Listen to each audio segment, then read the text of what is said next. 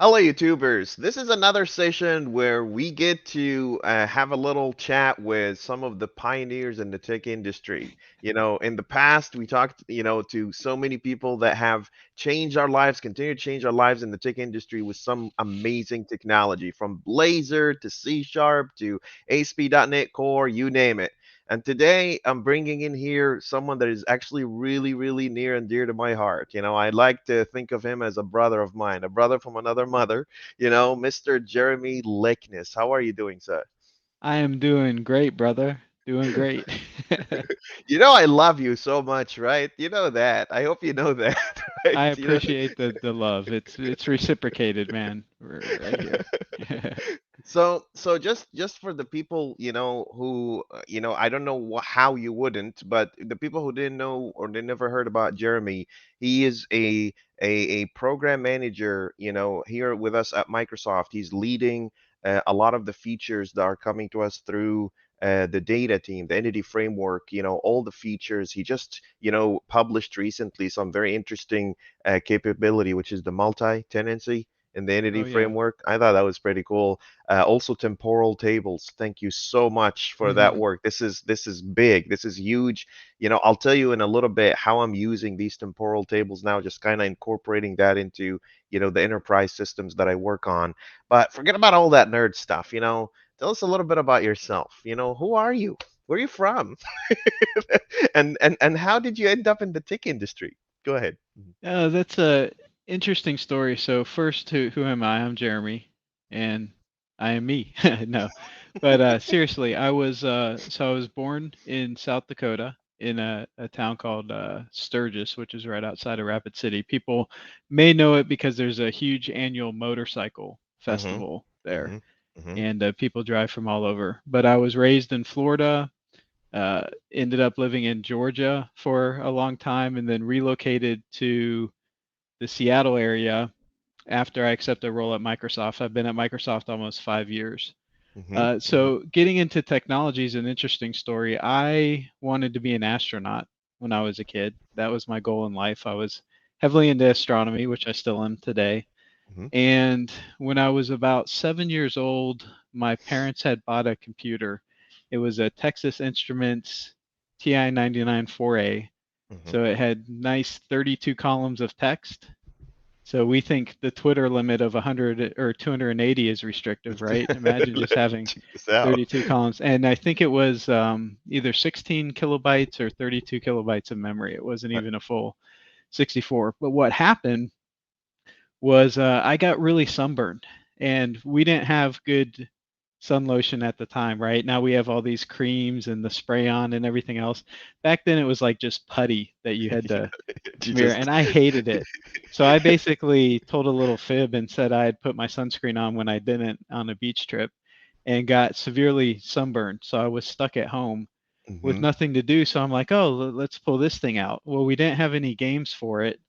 So I'm looking around and there was a manual, and it basically had these lines of things that said type these in and press and those stuff will magical happen. three letters RUN and stuff will happen. The program was called Mr. Bojangles, and there were Okay. little black dots that kind of moved across the screen, and it was supposed to be a dancing person. Uh, uh-huh. Uh-huh. Um, I remember seeing that and just going, "Holy cow! Did I make that? Did I do that?" And so I started digging through the manual and Uh-huh. just became infatuated with this idea that I could conceptualize. And at the time, I was really into choose your own adventure.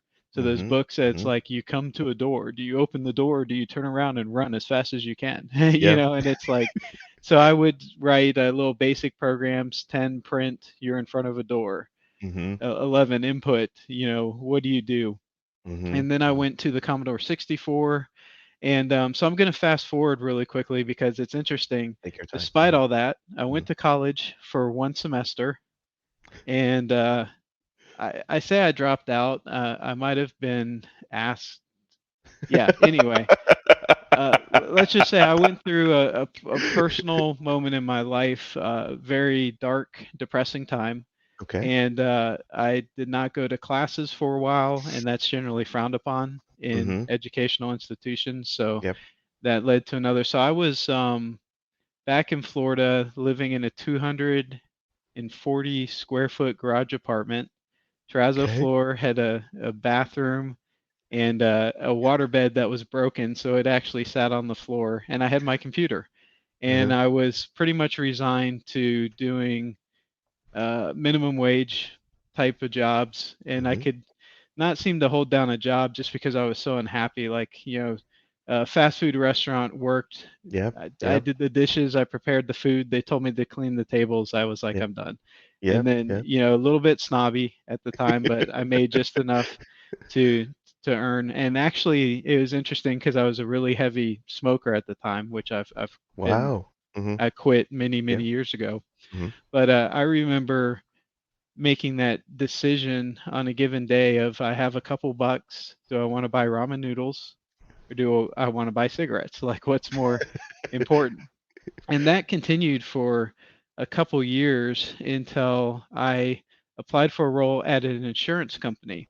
Hmm. And the role was what was called a zone determinator, which was basically someone who sat in a map room and looked up charts and Hmm. determined if something was in a flood zone or Hmm. not.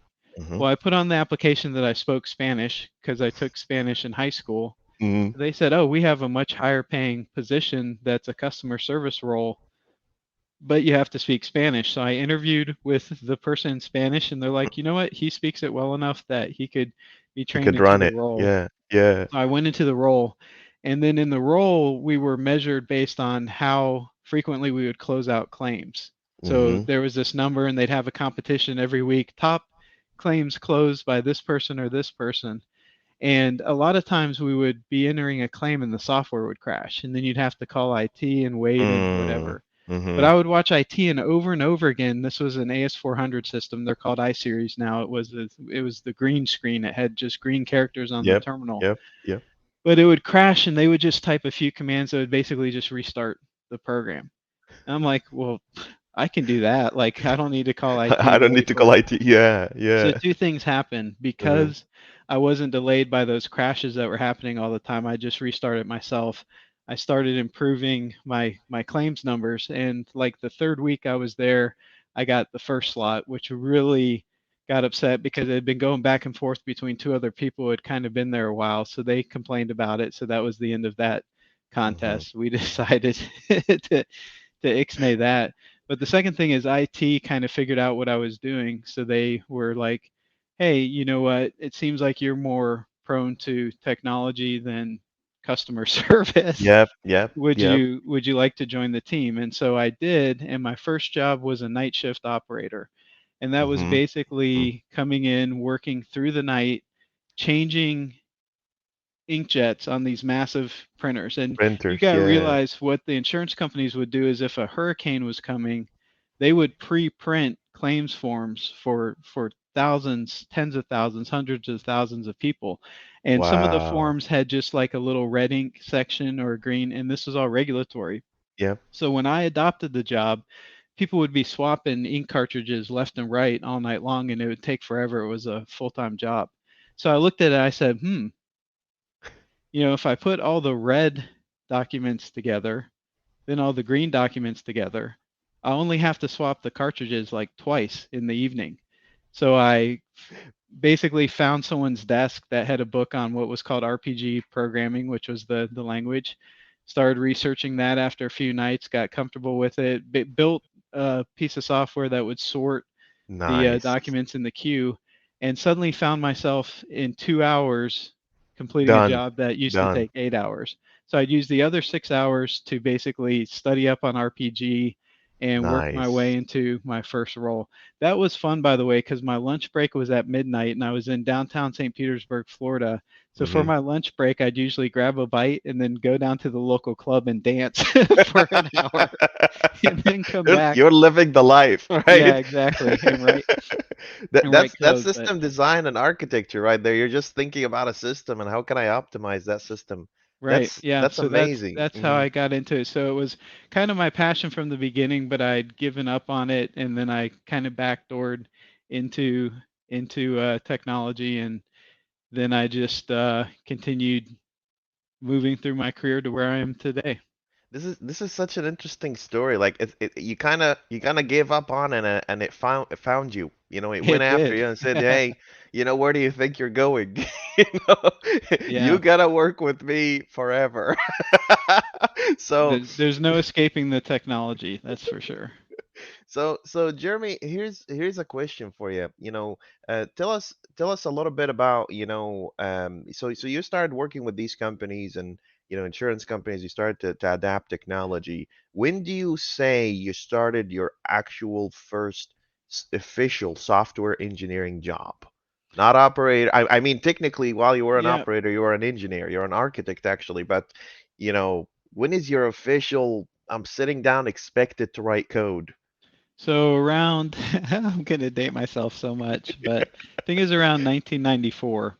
Okay. Okay. Basically, they added responsibility to me from my night shift job to do month-end accounting, which Mm, had to require some knowledge of software because there's an old punch card system that had mhm, been ported to the AS400, and you had to manipulate some files to feed into the system. The system was dumb. It thought it was still running punch cards, but it was actually emulated on AS400 reading data files. uh-huh. But so based on that performance, they finally pulled me into IT, and it was a ironic moment because the um, the CIO at the time was someone I do not consider his behavior was not very friendly, Mhm. Mhm. and so I don't want to call him a bad person, but he had bad behaviors and was Okay. very overbearing and just not very empathetic. Mhm. And he called me in and was basically selling me this line of how, Jeremy, you're doing so wonderful that we're going to make you a true professional. Real professionals are paid salary. Mhm. You're hourly. This is your big step, your big jump. Mhm. Short story, boring. They converted me to a salaried employee, and I ended up earning about one third of what I was making as an hourly employee. So I Wow. took a Yeah. huge drop in Got pay, and I yeah. had just bought my first car based on because I was working night shift, which was Yeah. time and a half over Yeah. my base pay, plus Yeah. overtime, which was Yeah. like double. So I was making a lot of money, and they basically cut that Just all by got putting you. me salary. So Yeah. I quickly decided it was time to change, and in fact, the first thing I did was reached out to some recruiters. And remember, I said I was going through kind of a dark period of my life. And Yep. at the time, I thought, you know what? I've got just really bad influences around me. I'm not going to thrive in this environment. I So need to just just go change. somewhere else to Nice. another state. So I Nice. started taking interviews, and at the time, they would fly you all over. Like IT was huge Yep. in the Yep. late 90s. There's a big boom, so I was The flown to .NET. Miami, I was flown to Georgia, and two things happened. One was, I got a lot of experience interviewing, but two is I got really scared. I'm like, I've Mm. never been outside of my place here in Florida. I can't move to another state on my own. Mhm. This isn't Mhm. going to happen. So Mhm. I'm at an interview in Atlanta, Mhm. and it was embarrassing enough because I'm thinking I'm flying out with $20, thinking that's enough for a cab ride from the airport to the office. Every Yeah. place in Atlanta is an hour ride, right? It's Yep. just like it's kind of like Seattle, right? Just Yep. to get somewhere. You don't And have a so it car. was like a $75 cab bill, and I had Oh my $20 in God. my wallet. Mhm. And so I had to run in and tell the person who I was interviewing with, "Hey, can I borrow some money to pay my cab?" Not the best first impression. Right. So that happens. We go through the interview. I think I do well, and I'm like, I'm not taking the role because it's in Georgia, and I'm too scared to move. So I get in the taxi to ride home, and they're like, "We'll prepay the taxi guy." And he arrives, and I start to ride, and he looks at me through the rearview mirror, and he says, "You seem like you're at a crossroads in your life. You're on the cusp of a major decision." And at the time, I was atheist, Mhm. and he said, "Can I tell you about Jesus?" And I'm like, Mhm. "We've got a long cab ride. Yeah. Why Just not? go ahead. Why not?" Let's go. Yeah. But I'll leave the evangelism piece out because everyone should have a personal experience when they hear about this. But the parts that really stood out for me was he told me that, you're probably repeating the same things over and over in your life. It seems like you desire a change, but for things to change, you need to get uncomfortable. Yep. So Yep. whatever decision is the most uncomfortable, that's the one you should go for, because you'll never know what things could be like if you don't take those risks. By Mm, the time he dropped me off at the airport, I was ready to accept the job. And so I nice. flew home, accepted the job. I had 2 weeks' notice. So the first weekend at 11 o'clock at night, I drove straight through to Atlanta. So I got there at about 10 in the morning on a Saturday Hmm. and spent the day searching for apartments. Then the next weekend, I packed everything I owned in a two-door Honda Civic, which Hmm. was basically my cat, my clothes, and my computer. And I drove to Atlanta and moved into my apartment. And coincidentally, if we want to call it coincidence, I think it was I fate. think it's all fair. Yeah. The Yeah. uh, the first week I was there, I had met some people online so that I could scout the area. At that time, we had what was called Internet Relay Chat, Uh-huh. and IRC. I was talking to people in the Georgia channel saying, Uh-huh. where's a good place to rent? And they're like, stay away from this area, go to this area. And Hmm. so they're like, okay, well, you're new in town. We're having a big get together at a local restaurant.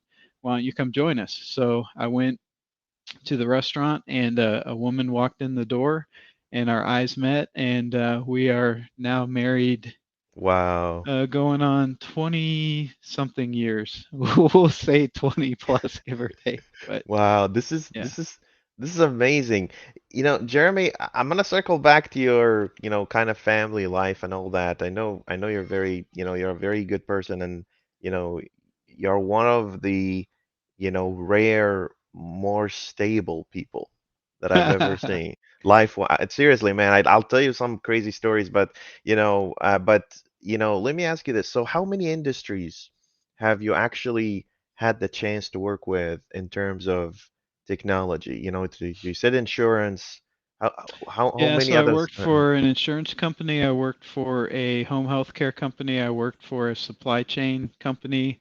Then I Nice. went into from product into consulting. And Mm-hmm. for Hmm. consulting, I've run the full gamut. I haven't done government, Yeah. but Yeah. I've done, basically, you name it, healthcare, financial, All aerospace, over. yeah, manufacturing. Aerospace. Nice. Nice. Nice. Yeah, that was an interesting one Hmm. in basically taking in designs and rendering them with technology that some people may know called Silverlight. But yeah, so it's been an interesting career. I always say that, I spent half of my career on the product side, like working for a company on a product, half of my career consulting, providing app dev services, and then half of my career at Microsoft. So I Yep. Yep. started kind of yeah, so that's probably more than 100%, but that's okay. This is one of the more powerful things about you, when it comes to bringing impact and bringing a different perspective in anything you build, because you've already been around, right? So, you didn't just, join one place and stay there forever. You actually diversified. You looked everywhere and you tried different things, and I think this is why I always tell people, I say, okay, and this is a line by line from the Goodwill Hunting movie. I don't care about something I can find in a book. Go experience something and then come back and tell me about it, and I'm all in. I'm sold, Right. right? So this is one of the I think that's one of the biggest values, that you bring anywhere: experience, stories, tales that you tell that inspires. And you're actually a pretty good storyteller as well. I want you to know that. You're Thank you. very captivating. I can sit down and listen to you all day. You should make a podcast. You really should. I'm telling you this. But okay, let's jump over a little bit further. You talked about, atheism and Christianity and your spiritual journey. How did that happen? Tell me a little bit about that. Go ahead. Sure. So, in a nutshell, I grew up atheist. I'm very focused on science, so I'm very familiar with not just kind of surface notions and ideas, but I read a lot on string theory, read a lot on just understanding DNA and what that means and what that does, and Mhm. had that viewpoint.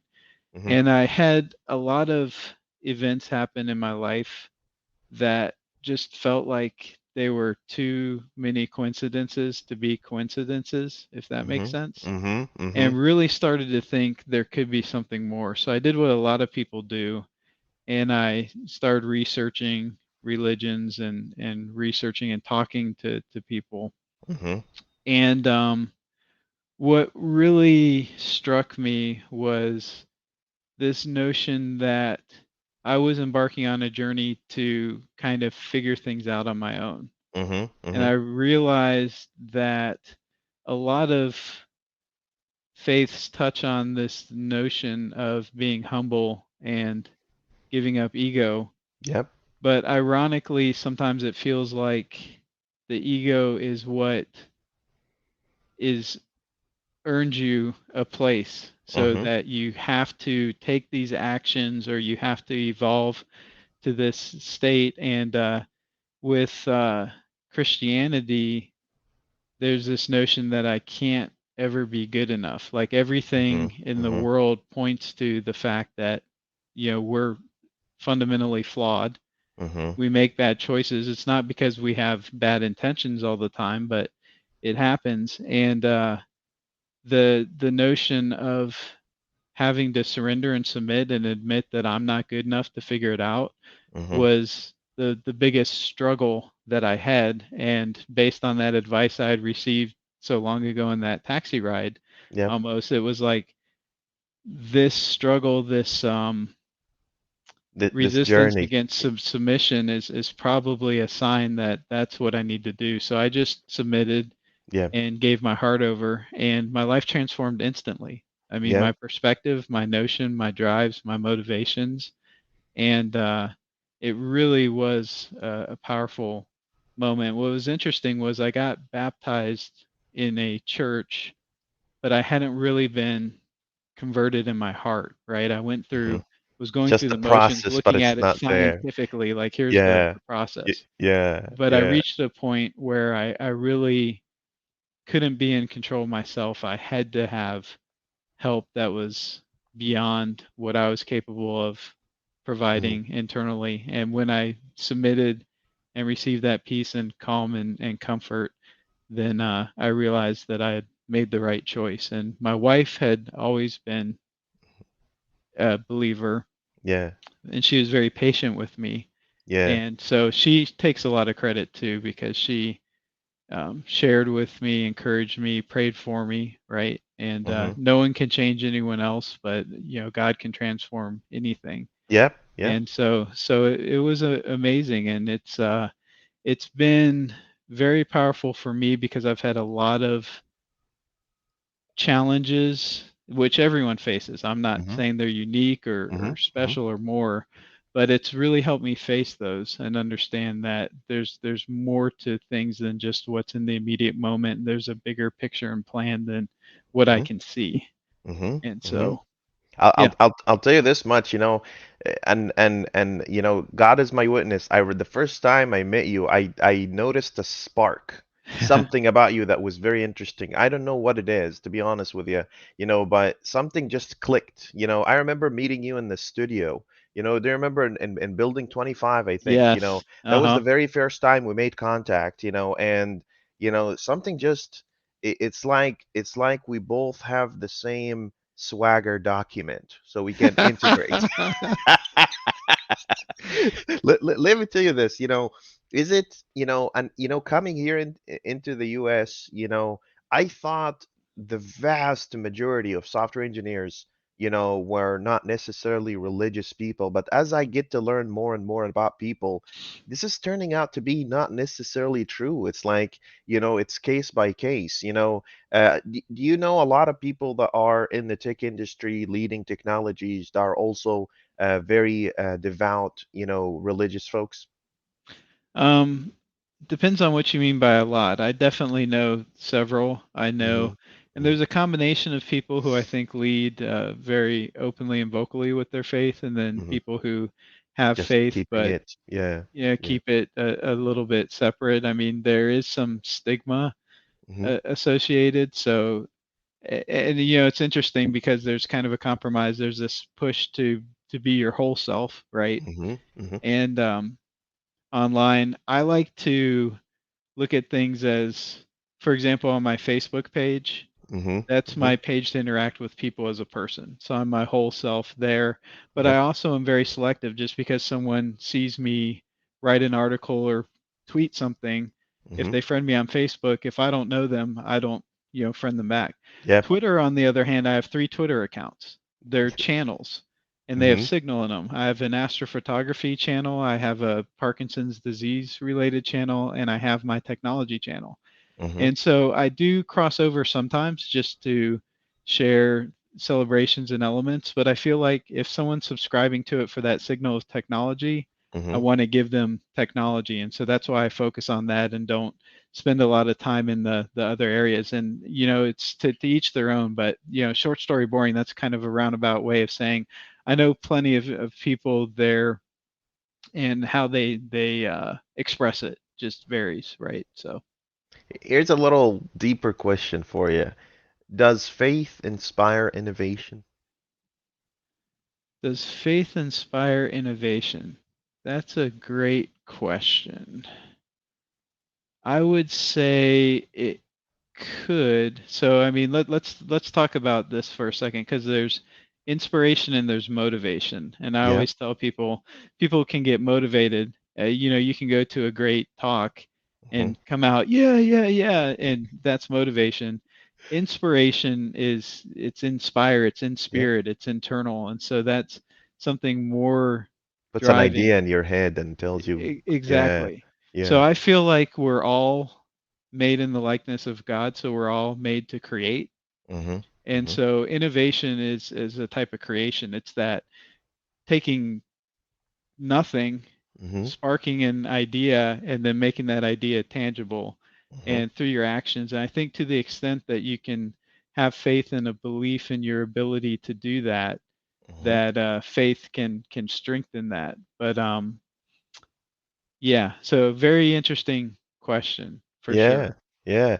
And the reason why I ask this is because there might be a like a stigma, like if you're a religious person or faithful, you're a person of faith, you might be a little bit kind of not open-minded to I explore see what's what out you're there. saying. See what I'm Right. saying?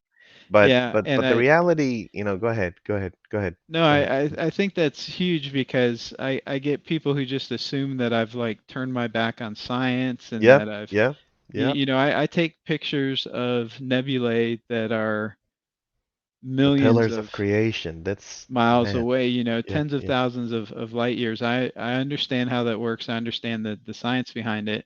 I think the question people should ask is not, do I have faith in spite of science, Hmm. but what about science actually strengthens my faith? Like Hmm. when I look at simple things like just take information theory, apply Hmm. it to DNA, Hmm. Hmm. and see where that takes you, right? Yep. I mean, Yep. Yep.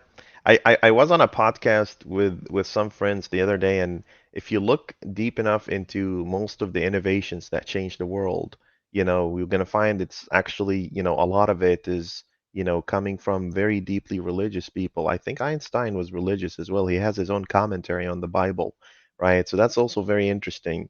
Um, um, people now make fun of him because he believed in ghosts. He said, this energy that goes out there, it doesn't just vanish. It turns into something else, and whatever that right. something else is, we might interpret it as ghosts. That the Oracle from the Matrix would say every time you see a werewolf, that's just a glitch in the Matrix or something like that. But let's come back to this topic. You mentioned briefly Parkinson's, right? Tell Yes. me tell me all about that. For people who are watching us, Jeremy is one of the strongest, most stubborn people. He doesn't he does he if he doesn't just go quietly into the night. He doesn't do that. A he's a soldier. He knows how what he wants and he knows how to get there and he works as hard as he can. And, while he's innovating and while he's changing the lives of millions of software engineers around the world through, the products and the features that he adds with the data team, with the Entity Framework, Jeremy's also dealing with something big going on with him in his life. Tell us a little bit about that, Jeremy. Yeah, it was actually one of those weeks, right, that Hmm. you definitely don't forget. So I joined Microsoft as a cloud developer advocate, and Hmm. that meant that I went to bat for developers, took back what the general kind of in the field notions were, brought that back to our product teams. Hmm. We were instrumental in a lot of different areas of evolving services because they weren't meeting the demands of developers. Hmm. And as a result of that, I did a ton of travel, did a ton of presentations, videos, blogs, et cetera, and I enjoyed doing it. About 3 years into that, several things happened at once. So Hmm. first, I started thinking, I want to branch out into other roles. Microsoft is a company that's very supportive Yep, yep. of, basically exploring other opportunities. I talked to marketing. Do I Hmm. want to do something in marketing? Hmm. And Hmm. I talked to product or program management at the time. It's product management now, Yep. and really loved the idea of being behind a product and helping impact change through that. So I started talking and going through an interview process for that. And at the same time, I noticed that I just had this tremor in my hand. Whenever my hand would rest, it would Yeah. just start Yep. shaking. And I Yep. went to 7 different doctors, and they were looking at everything from carpal tunnel to neck impingement to brain injury. And every single one was like, you're too young for Parkinson's, so let's look at Hmm. this. Yep. Finally made it to a specialist who was able to give me a diagnosis. So basically, here's what happened on Tuesday. Hmm. I got a phone call. If you want the program management job, it's yours. On Wow. Wednesday, Hmm. I got a diagnosis of young onset Parkinson's disease. On Friday, an email went out announcing that the campus was closed due to the pandemic. My God. So that was all a week in It's just February. that's So it's just a roller coaster. yeah. Yeah. So I basically told my manager right away, hey, guess what? I accept the job. By the way, I was just diagnosed with this. He was incredibly supportive. Yeah. I fired up a new blog. I'm like, Hmm. okay, I'm gonna share my experience. It's got to Hmm. be helpful to someone. Hmm. And really, for those who don't know, we still don't really know what triggers Parkinson's disease. There are genetic markers, but only about 20% of the people who have it have the genetic markers. They're pretty sure environmental Hmm. um, influences, chemicals can Hmm. cause it. But Hmm. what happens is my brain, the cells that produce dopamine are dying and they're not coming back. So it's Hmm. a very progressive disease. What I lose right now until some stem cell therapy miracle or medical miracle comes through, there's not a way to grow them back. And dopamine kind of relays messages between cells. So Yep. it's that gap between cells. So when you don't have dopamine, you start losing control and you get short circuits and your body just goes haywire. And so what was interesting was I had been experiencing depression for the first time in years on those trips.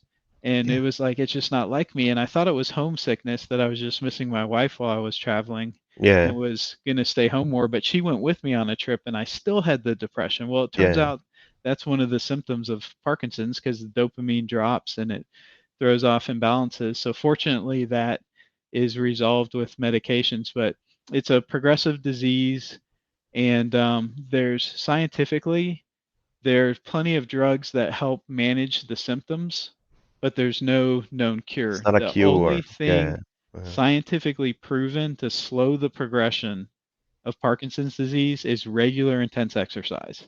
The And I burpees. was, yeah, exactly. So for this year, Uh-huh. I always operate better with a challenge. If I just say I'm going to work out daily, I'm not as great with that. If I say I'm going to set a goal and go for it, Hmm. then I'm on top of it. And Hmm. so I set a goal to do one extra burpee a day every day this year. Mm-hmm. I Mm-hmm. figured you can't go wrong. Burpees are a full body exercise, and Parkinson's can affect your gait and cause balance issues, and burpees are about getting down and getting back up again, right? So Mm-hmm. I like to Mm-hmm. say I get down every day, but then I Mm-hmm. get up again multiple times. So You don't yeah, you don't let it take you down. You don't let it, slow you in any way, shape, or form. You have to fight through it. I'm assuming these are not easy, Jeremy. I'm trying to find the workout that you do.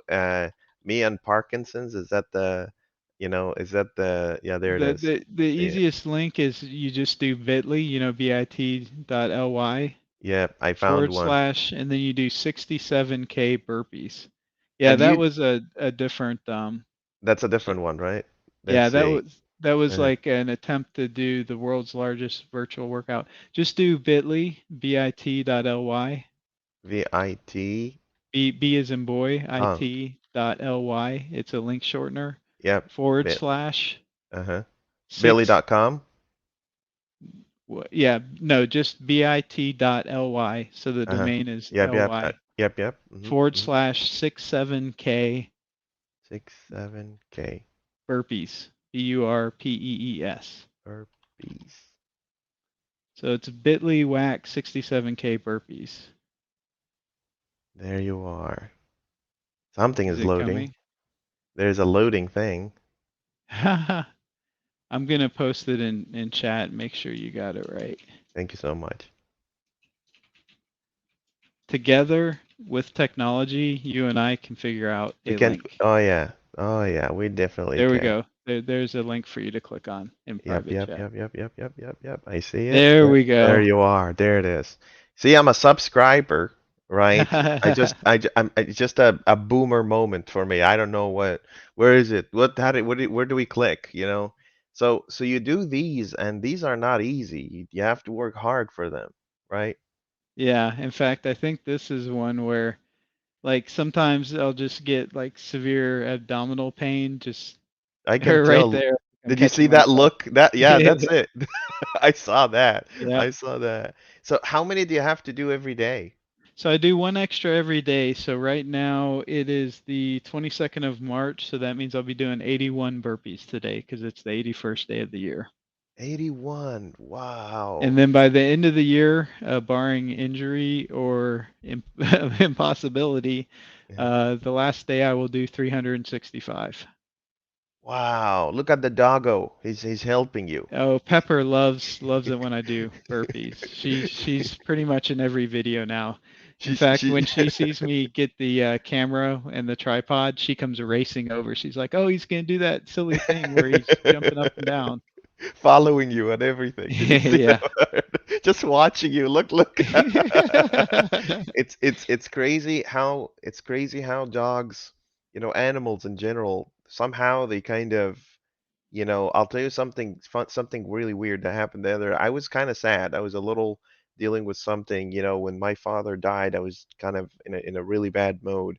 And, my cat, you know, she just came up and sat on my lap. She doesn't do that ever.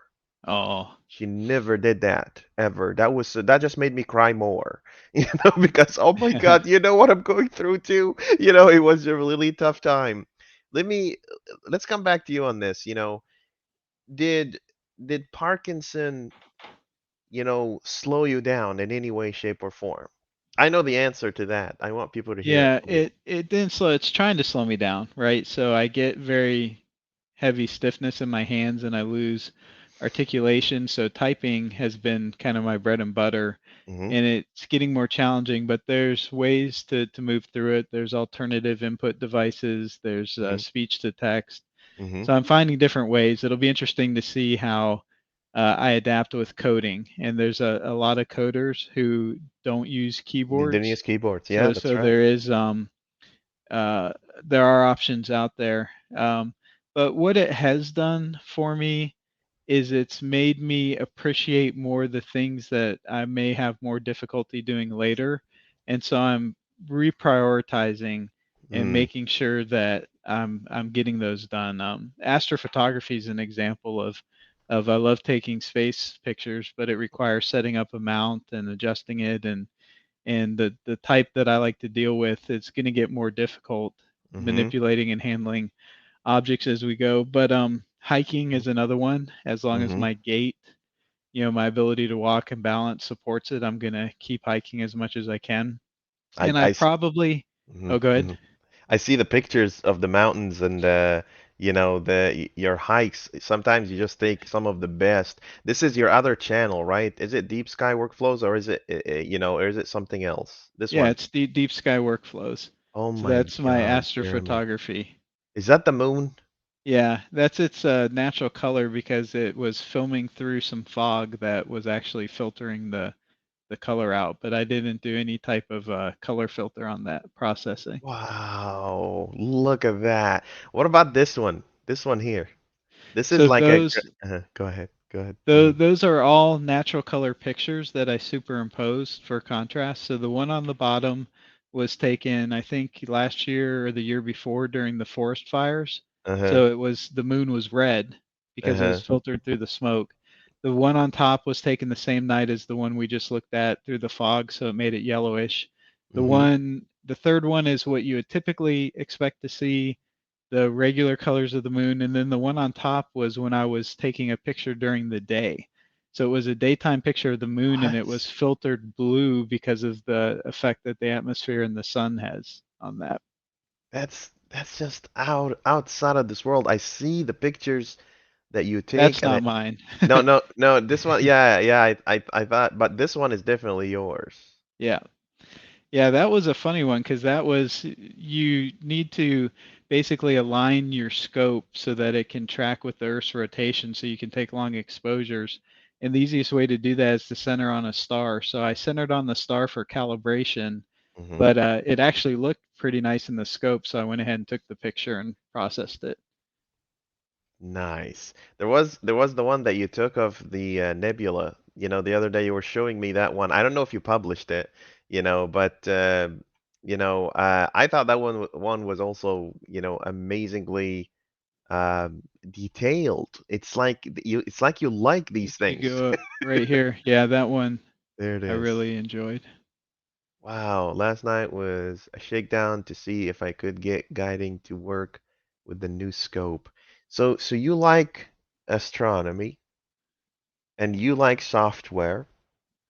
What else do you like to do, Jeremy? And hiking. I What love else? hiking. I love rapping. I love dancing. I love virtual reality. I love Do you know why I'm laughing at rapping? Because it's just for the people like behind the scenes. Our very first video together talking about OData, the gentleman in the back in the studio was saying, "Hey, we need to test the microphones just to make sure that things are working." And guess what Jeremy and I were doing? We were going full cool you. I'm the little G that little homies want to be like on my knees all the night. And been I could spending see all my life. and I could see the guy in the back. He's looking at both of us like this, like like we're like he doesn't have sense. He was like looking at us, and he's like, "What are these guys doing?" He didn't expect that to happen at all. So rapping, music, astronomy, you have like a whole, you know, world of hobbies that you like to do and things that you like to do. Let me ask you this. What about family? Tell me a little bit about your family. Tell me a little bit about your kids. You Sure. know, go ahead. Yeah, so I'm super blessed to have a family. My wife had a son when we got married. I actually Hmm. asked him permission. He was 9 at the time to marry his Hmm. mother, and he Wow, gave it, nice, nice. fortunately. Not sure how we would have handled it if he said no, but because That would have it's been not awkward. necessarily a democracy. But he said yes, and Uh-huh. then we had my daughter who was Hmm. born in 2000, so she's a millennium baby. She was actually supposed to come early and came late, which is Hmm. always fun. Hmm. But yeah, so he's grown with children in South Dakota right now. Hmm. We had lived there for a while and he decided to stay. She is married in Colorado, Hmm. and it's funny because she is way more into the outdoors than I've been. She's constantly hiking and climbing and has a blog where she, you know, reviews hikes and whatnot. And she's had jobs in the outdoors, like she managed a rock climbing gym and other things. But she ended up applying for a job at a technology company, and Interesting. now she is Yeah. doing really well, working as a kind of a swag master. So she handles Nice. the swag store and the employee store for a Nice. large tech company and is loving it. And I kind of joke because I felt like, you know, there was no pressure for her to follow in my footsteps in technology, but she ended up landing there anyway. But so I Interesting. live, so they're moved out, Hmm. and I live with my wife in the Seattle area. Yeah. Yeah. We both moved here 5 years. No, I want to say 4 years ago from Georgia, and just love it. I mean, we It's beautiful constantly here. come Yeah. up with mini vacations over the weekend. Yep. If we're not hiking, we might drive out to the islands Yep. and Yep. visit the beaches and Yep. Vashon drive down Island to and yeah. Whidbey Island and Yep. Anacortes and all those areas, and then being just at the gateway to the Cascades, I'm 30-minute drive from any number of hikes and Did you check out Vista's house yet? Vista's house. Yeah. So it's about 3 hours away from here. I'm gonna show it to you because I like you a lot. I want you to see that place. So there's this place called Vista House. It's about 3 hours. It's at the borders of Oh uh, wow. so this thing is only 3 hours away, and when you go on top of it, you can see the entire, this entire sphere. It's beautiful, Jeremy, So the beyond the beautiful. question is, will they let me drag my telescope up there and set They it up? will. I'll tell you the funniest thing that happened. I went there so many times, right? It's beautiful, it's weird, it's so many different things. But what's really interesting about it is that, I'm just trying to find a picture. I just want to show you how high this thing is. Like you keep going up for like half an hour until you actually reach up to it. Okay? But what's interesting about this is that when I went there, there was like a biker gang over there. They were just kind of sightseeing, right? And me wearing clothes, black clothes all the time with the hair and everything, I just blended right in. They're like, oh, this guy just needs a leather jacket. That's all. So definitely, I know you love to explore things. This is exactly what I do. This is from the inside, Jeremy. It's a very interesting place. And so there it is. Do you see? It's right there. Look how high it Oh is. wow. Yeah, this is go see that, and if you don't, I'm gonna come grab you and take you there, you know, and it's beautiful. I'm pretty sure someone with your talents in terms of taking pictures and stuff like that, you're gonna make some amazing work just taking images and pictures of that place, especially in the summer when it's sunny. What's surprising is that I asked a lot of people that have been living here for 20, 30 years about this place and they never heard of it. They never Well, heard of this it. is this is awesome. I just texted it to my wife as a to do That's to that's add to it. our That's list. the place. That's the place. Okay, so one more thing for you, and I have a bunch of other places I'm gonna tell you about in our next, shawarma run. We're gonna talk about these things, but here's one thing for you. What's on Jeremy's mind these days for the future? What are you looking forward to? And it can be Uh, anything. Mhm. yeah, lots of things. So let's start with work and then work outward to life. Yeah, yeah. So work-wise, we're working on .NET 7, EF7, lots of great features going into that. Super excited, but the team is not the EF core team anymore. It's the .NET data team, and we're expanding and looking at other data areas. And Nice, so, nice. we already do a lot with OData team. We've been doing things with GraphQL. Mm-hmm. I also do things with .NET for Apache Spark Mm-hmm. and Mm-hmm. collaborate very closely with the ML.NET team. So I'm just the notion of how .NET has evolved, and it may have taken longer than a lot of people wanted to, but Yeah. really delivering on some of the promises of cross-platform and everything else is just super exciting for me. It's a fun platform to code on, and I feel like people who understand Mm-hmm. the tools available can craft really amazing solutions with it. going outside of that, um, I really haven't had a chance to test out a new telescope I got myself a new one for my birthday, and Uh-huh. because of the pandemic, it's been back ordered for months, and it just arrived. And then Finally. Yeah. of course, it Uh-huh. arrived, and we've had nothing but rainy, cloudy Days. skies. Yep. Yep. So we're actually supposed to have some clear skies tonight, so I may get another image. But I'm looking forward to some night where I just have a warm night where I'm not freezing Mm. to take images. But one of the things that's interesting is that stress is a trigger for symptoms in Parkinson's. And Mhm. I don't have a lot of negative stress. I've kind of let that go. Yeah. But even positive stress, like excitement and things, can Oh, trigger that. really? Mm, And so mm. I try to manage my symptoms as much as possible. And so I'm pacing myself a little bit differently. Like this was the place we wanted to be, but we decided to look at a place down on the Oregon coast, Mhm. and we're Mhm. just making plans. There's nothing completely definite about when, where, how, but somewhere in the future, it's probably going to be a relocation to the Oregon coast and a little bit slower paced lifestyle, if you will. Fortunately, with Microsoft, we can still work remote, Yep. Yep. so that option's available. I won't ask them to relocate me there because there's no reason for the company to want me to be there, but it's Yep. probably something I'll do just for and this one is we plan to build, and I'm planning a space that will allow me to set up a permanent Like observatory. observatory. Yeah. Yeah, yeah, yeah. So If you ever decide to move, and this is for all my friends, happy to help you move out, carry things over, put it uh, in that U-Haul truck or whatever you need to do. That's what brothers do, right?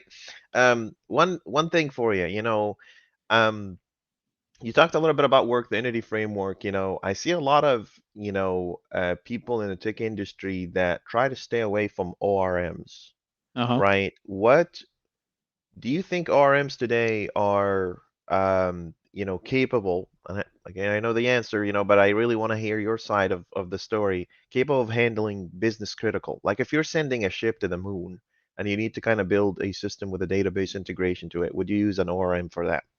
I would use an ORM for pieces, and I think that's the misconception is that it has to be all or nothing. So people Yep, look at yep, yep, performance, oh, I've got to go all in. I would do yep. the ORM for the 80% that's easier because of the ORM, and is mission critical is fine. If performance becomes an issue, then you may need to drop down to some raw SQL or Cosmos dialect or MongoDB or whatever Hmm. database you're working with. But I think ORMs get a bad rap. I think early in their life cycle, they created a lot of Issues. extra ritual and ceremony that Hmm. made things more complicated when they're meant to solve and make things easy. I Hmm. can't imagine coding without an ORM today. It just makes my life so much easier. Much And again, it easier. doesn't Yeah. have to be all or nothing. Like if there's an edge case that requires something that I can't map to a link query, and maybe it's more a limitation of link than ORMs in general, or if it's that stored procedure that needs really native, complicated dialect code to perform well, well Hmm. then write the stored procedure and have that one call, and don't accept the idea that oh stored procedures are all evil and you should never use them. Like it's okay to be pragmatic and pick the tools that work. So Absolutely. One last thing. And I could talk to you forever, brother, but this one, I use these podcasts and I interview, inspiring people like yourself, with huge life experience and, a huge journey, to kind of inspire the next generation of engineers. What's an advice you would give to your younger self? What's an advice you would give to people who are just scratching the surface in the tech industry today? I see too many people who sell themselves short. So we talk Hmm. about imposter syndrome. Hmm. Hmm. And it was like early in the days of writing books or presenting, I kind of would be like, oh, someone's probably writing that Silverlight book, or oh, someone's doing this. And the feedback I got was, no one's ever going to present it from your unique point of view with your unique set of experience, your unique voice. I Hmm. think people should remember that and just realize that because someone tells you because of like who you may be, where you're at in your career, maybe people you are making assumptions or applying stereotypes, Mm-hmm. that's all in their head, Mm-hmm. and Mm-hmm. don't let it get in your head. Mm-hmm. Mm-hmm. I've seen people just do amazing things who sell themselves short. So be very passionate about where you want to go, and then don't let other people dictate the rules. Yep. Take those Yep. rules on yourself and pursue that, because you're probably better than you think, and people do want to see and hear what you produce because it's uniquely you. No, I cannot provide a presentation or write a piece of software the way that you're going to write it. And that's something very unique and special, and you should Yep. celebrate that. Absolutely. Jeremy, I want to thank you so very much, first of all, for being you, just the way you are, what you do and what you say and how you just, approach life. It's very inspiring for me personally. You are a role model to me, and I truly mean that in every single word. And, I also want you to know that, a lot of people really benefit from the work that you do, and I couldn't wait to kind of bring that side of you out there to the outside world, through this podcast. Just show people that the engineering community is more diverse than people may think. There's a lot of experiences, and it really takes a lot, to come to a point, of maturity where you realize, I can be in coherence with the universe. I can be, I can challenge, the toughest problems that an individual may have and still be able to be productive and be able to bring, light into the world. Thank you so very much, sir. And I hope we get to kind of hang out again sometime and chat a little bit. I'm planning like these first, group of, kind of podcast sessions just to get to know people, and then we start talking about the issues, right?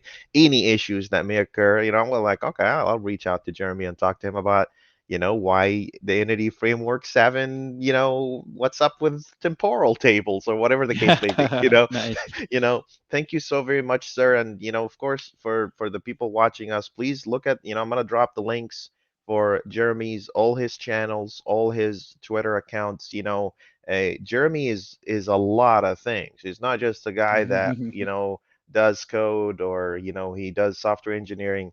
There's a lot more that brings this amazing individual to us here today. And of course, for the people watching us, if you have any questions, comments, or concerns or compliments for this amazing individual here, please feel free to drop a comment in the comment section, and don't forget to like and subscribe. Thank you so much for watching.